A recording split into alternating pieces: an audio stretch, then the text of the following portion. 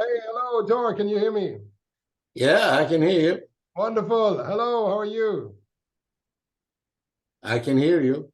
Yes, you good? Everything okay? Oh, I'm brilliant. So the news is full with loads of kind of seismic activity in on the Reykjanes Peninsula, close to the eruption site of the last 2 years. And I was wondering what's going on. I mean, my understanding is there could be an eruption building up. What's the story? Well, I guess the simplest interpretation of what's going on is that what we've been observing for the sort of last few days or sort of since midweek is quite an intense seismic swarm right along the same trend or lineament as we were seeing in 2021 and 2022. So it's basically a fairly intense seismic swarm that extends from the mountain Keilir and towards Fagradalsfjall. Doesn't quite reach the side of the 22 eruption, but approaches. Let me just get the map up. I think it might help people. So can you see my screen, Tor? Yep. Wonderful. So this dark area here is the eruptions of 21 and 22. And you just mentioned this mountain here, Keilir. Yep. And this was the northernmost extent of the 22 eruption. Yeah, and if you pull it out a little bit lower from where you were, and then you can see the little knob that goes off. That's the 22 vent system. No. Back to the north down here of the 22 lava flow. That's down here, yeah. Yeah, but you see that dark thing going up the slope there. That's the vent system. That one right here. There, yeah. Yeah, that's the fissure. That's right. Yes. Yeah. Let me see. I have this other map here, which might be a little better. This is exactly here. So this little knob here, that's the initial vent system. That's the fissure. Yes. And you see the main vent here. Let's go a little closer. You see the main vent here, and this is where the lava went to the north into the valley. And now we have a lot of seismic activity in that area. Yeah, it is extending from basically from the 22 vent system towards Keilir. Towards this hill here. Yeah, and when it gets to there, it actually, some of the seismicity has actually changed orientation and running to the east. Okay, I have this other site here, which is actually showing the earthquakes. So let's look at, here's the town of Grindavik, just for orientation. And if we zoom in a little bit, here's the Geldinger Dahlia, the 21 vents. This is the 2 vents from 22. And this is the activity just north of it. And then it does swing around, as you say, it does swing around to the east a little bit. And it's quite a large number of earthquakes. Most of them seem small, but it's a large number of them, isn't it? Yeah, they're getting close to 5,000, I think, at the moment. Whoa. Yeah, that's a strong indication that something is moving in there. So the interesting thing about this is that if people can remember back to the seismic activity in the 21 event, is that at the lower end of this north-east southwest trend, we also had earthquakes going laterally to the west.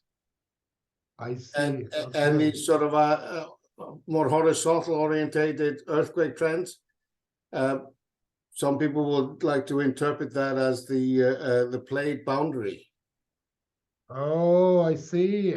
And then the southwest northeast kind of a trend that we see from basically Meradali to Keilir is the sort of the link between 2 segments of the plate boundary. Oh, so this is the area where you have the plate boundary a little bit north. Yeah, you shifted the plate boundary a little bit northwards to the east of Keilir.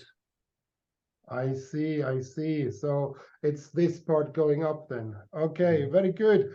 So, and seismics seems to suggest that there is some magma moving there. There's a dike intrusion, if I get this right.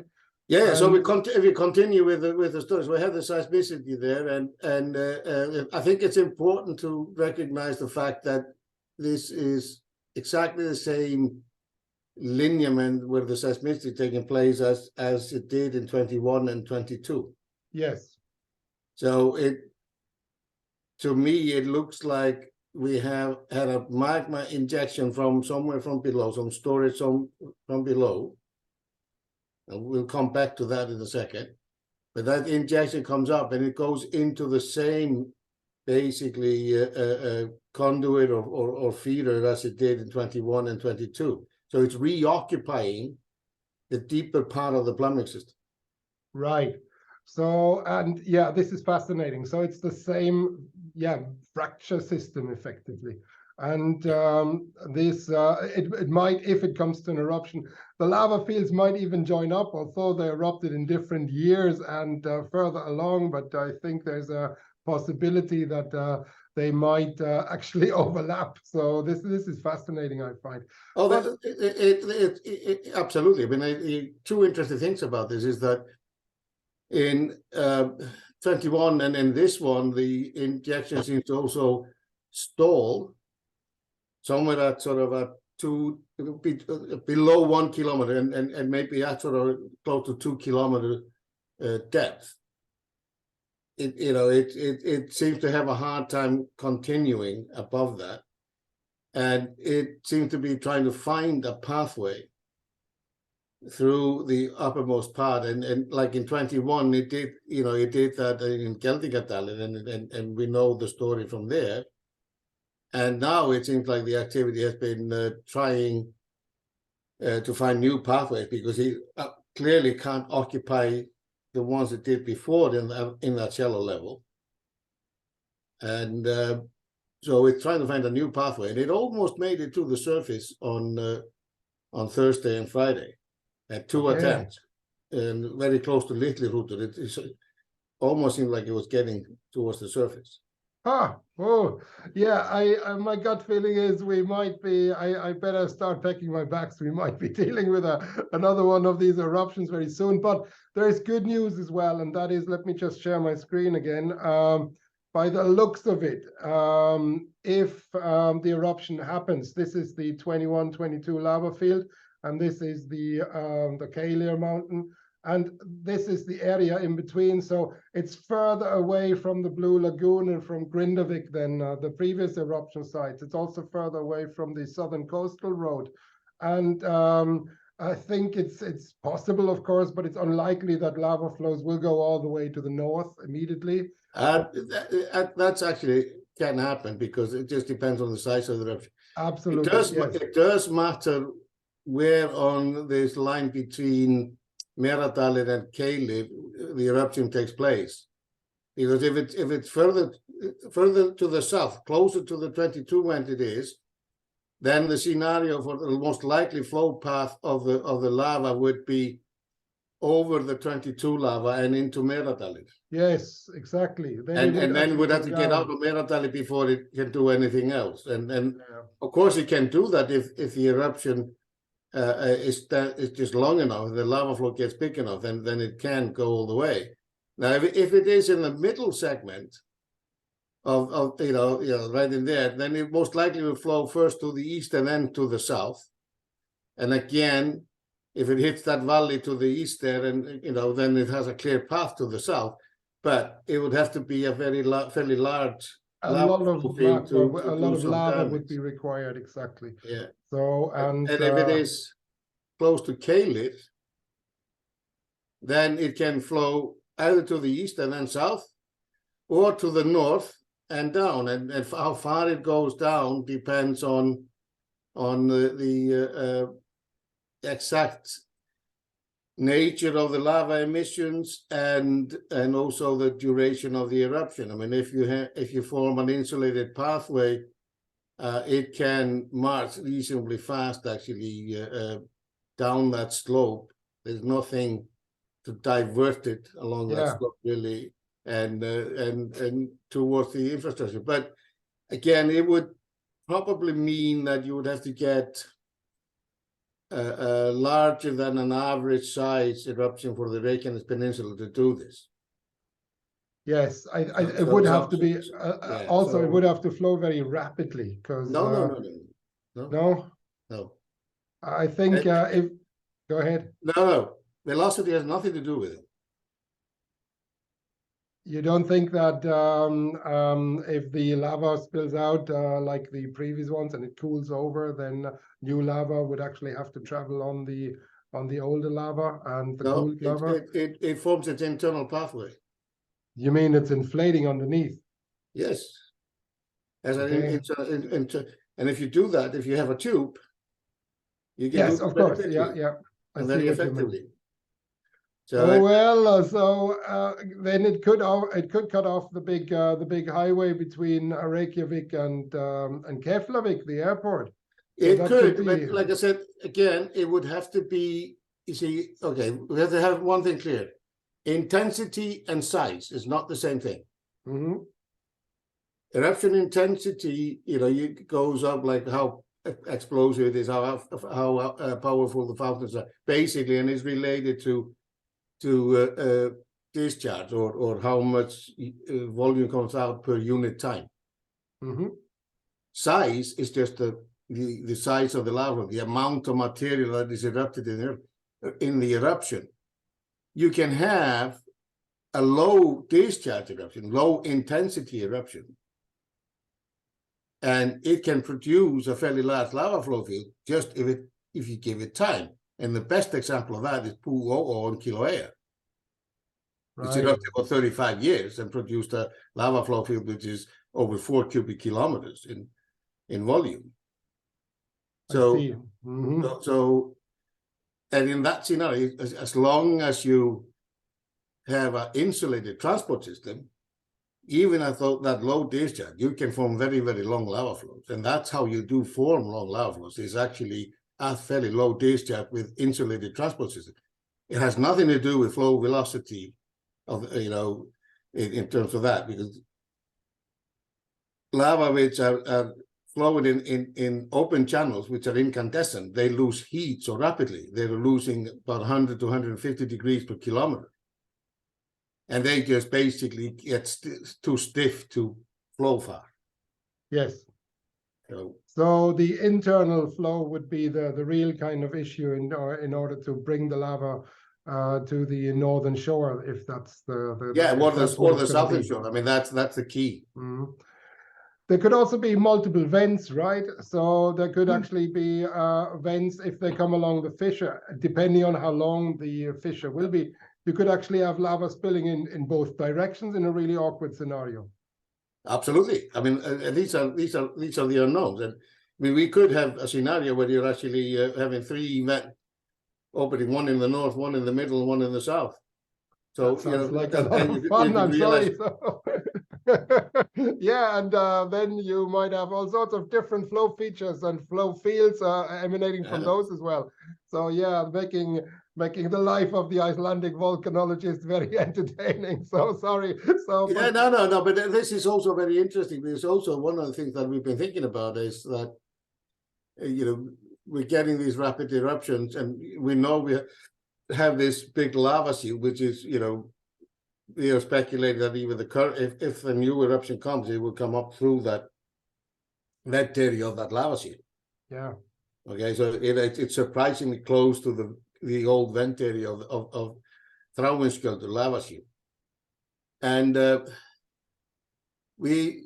general view is that lava shields are monogenetic features. They formed in one single eruption. We really don't know exactly how they start, how they get going, and how they last, and how they sustain this activity.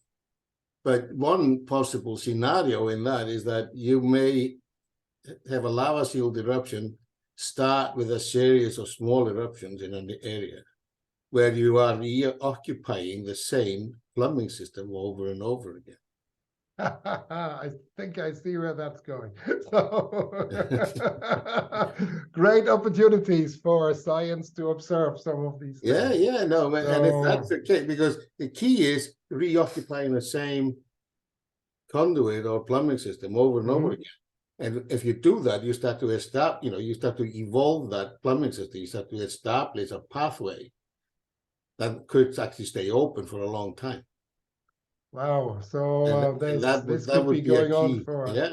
this So could be maybe going one on. of those events to reoccupy this dike north of Thordarson, maybe that one is the event where you just maintain an open path from the source to the surface for a long time, and you build up a very big lava flow field, which we call lava shields. Yes. And Now, the possibility of that has even increased based on the recent geodetics. So the geodetic people just announced earlier this week that even though the inflation is centered on Thordarson, it extends across the peninsula.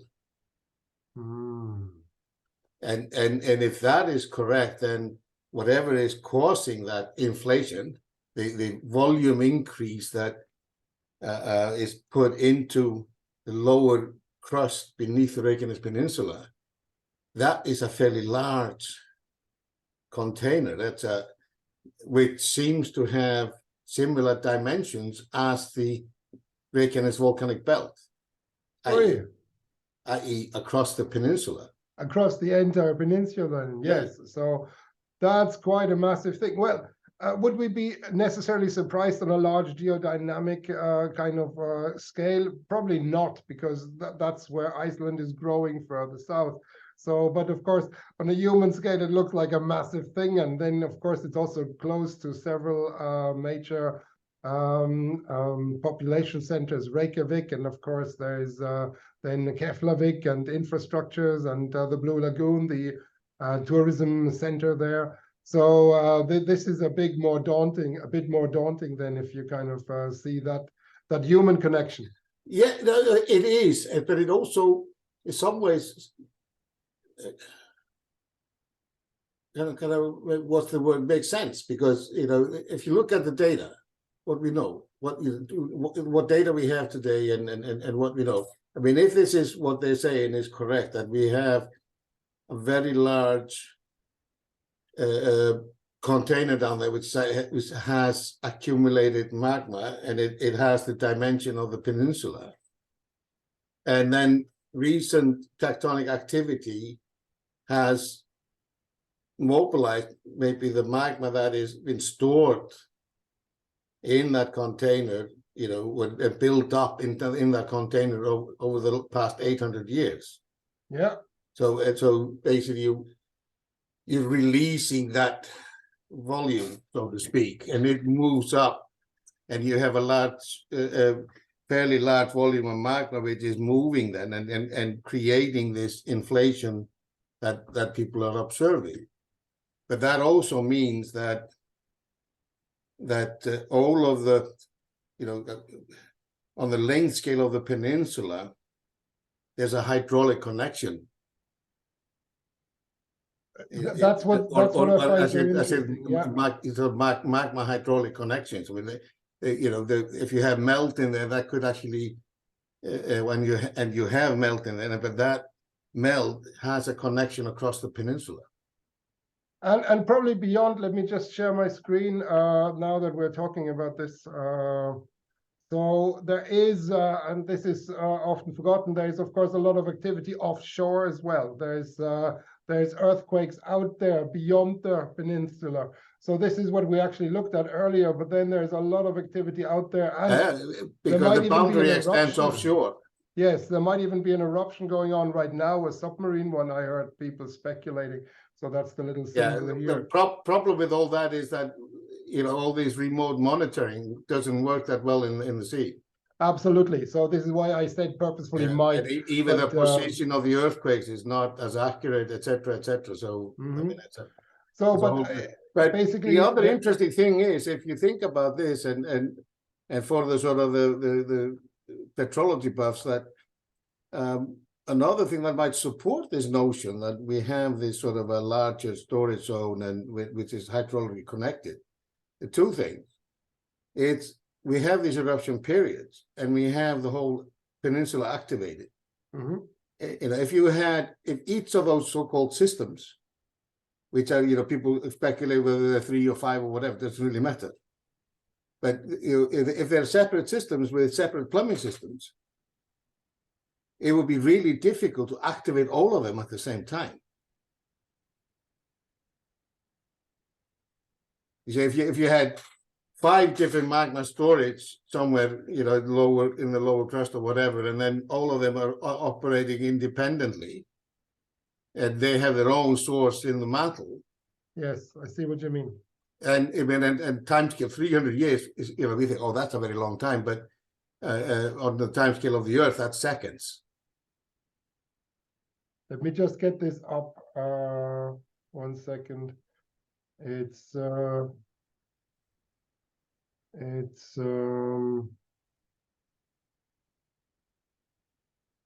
gonna share my screen once more. 1 second.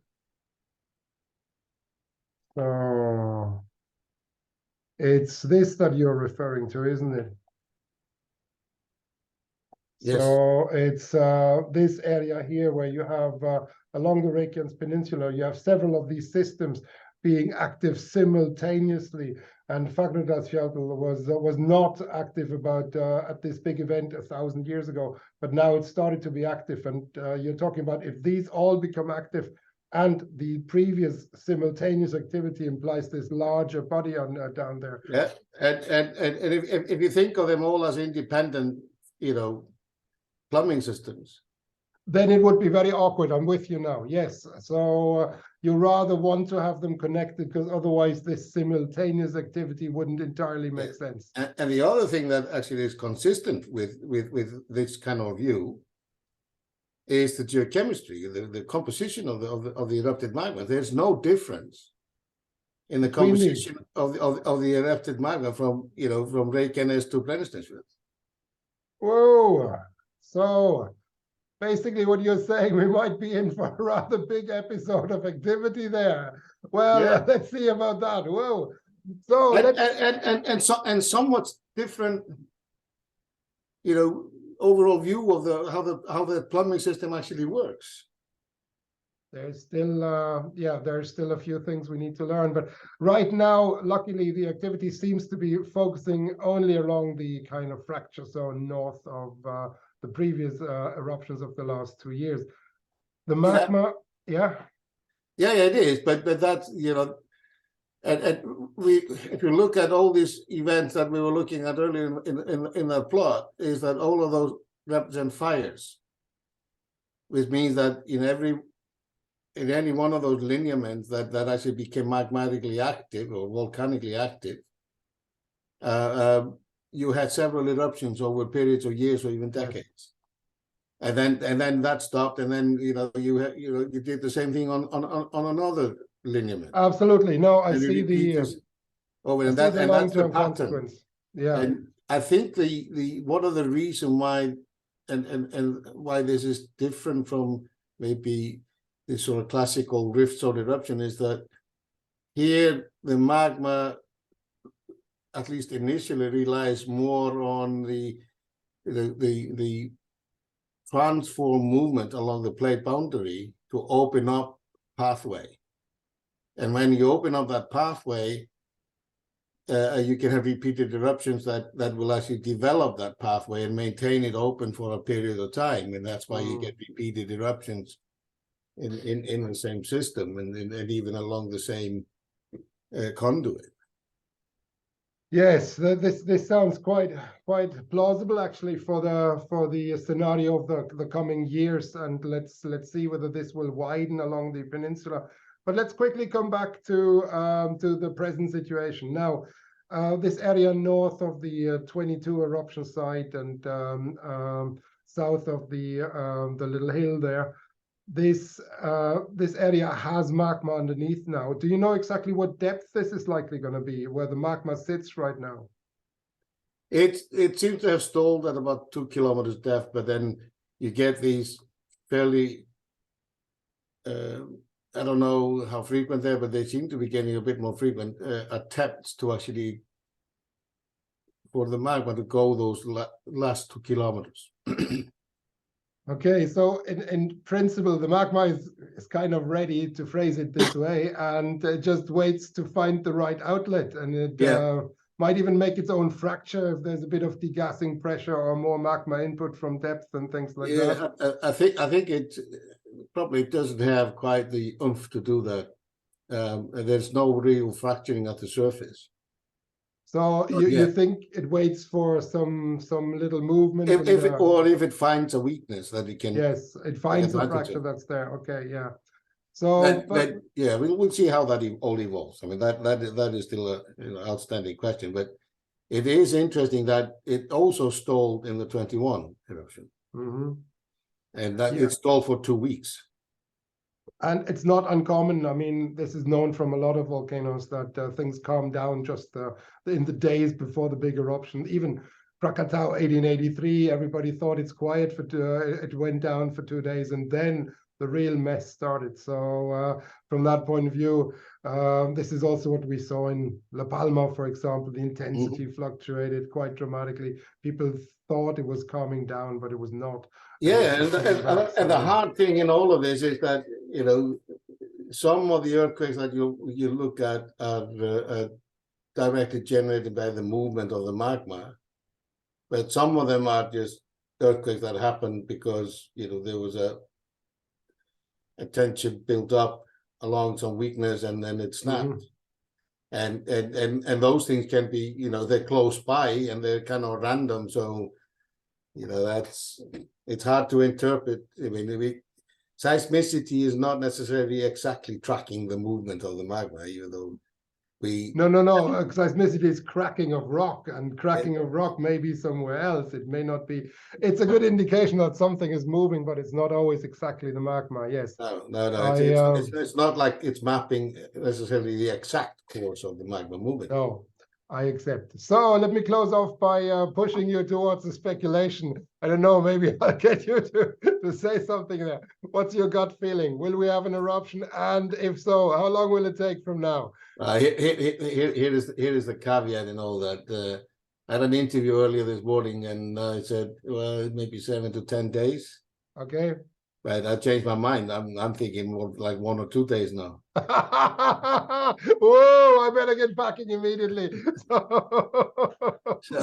So okay. you see how difficult this is, or you realize how poor of a guesser I am.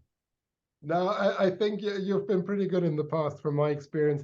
I don't know. I mean, I'm not as much into the local situation as you are, but I also can't help this feeling that we have only a few days at best. So, but let's see how this goes. So let me say thank you for all your insight. It's been really good, and I really enjoyed that. I'm learning so much. So thank you for that. And if the eruption kind of happens, then, well, I guess I'll see you in a few days. So. Oh, yeah, I'll put the plug in until you get here. But yes, please do. We should not forget the possibility that this might just taper out. I'm almost too excited now. I think that is very, very unlikely, but we cannot eliminate that possibility. Okay. I'll try to temper my enthusiasm, but I mean, yeah, I'm a bit excited, I have to admit. Okay, Thor, thank you very much, and I'll be back in touch and see how it goes in the next little while. Tusen Dank, and bye-bye. Bye-bye.